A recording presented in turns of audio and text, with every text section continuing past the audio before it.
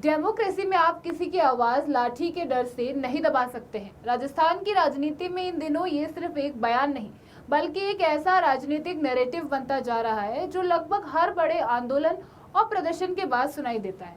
चाहे विपक्षी दल हो, क्षेत्रीय पार्टी हो या फिर निर्दलीय विधायक, जनता के मुद्दों को लेकर सड़क पर उतरने के बाद नेताओं की जुबान पर अक्सर यही बात होती है कि लोकतंत्र में आवाज को दबाया नहीं जा सकता है।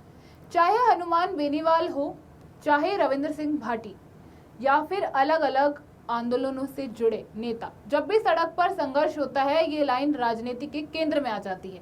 ऐसा लगता है जैसे राजस्थान की सियासत में अब दो ही पक्ष रह गए हैं, एक तरफ सत्ता और दूसरी तरफ आवाज दबाने का आरोप। दरअसल राजस्थान की राजनीति में ये कोई नया मुद्दा नहीं है।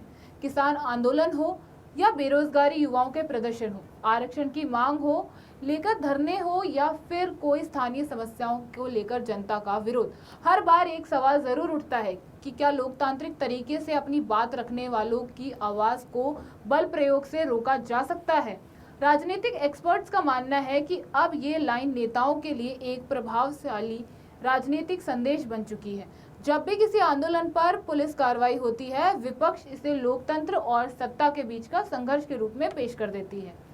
वहीं सरकार कानून व्यवस्था बनाए रखने के लिए अपनी जिम्मेदारी का हवाला देती है। लेकिन इन सबके बीच सबसे बड़ा सवाल यही है जो हर आंदोलन के बाद फिर सुनाई देता है, जनता की आवाज को कब तक दबाओगे।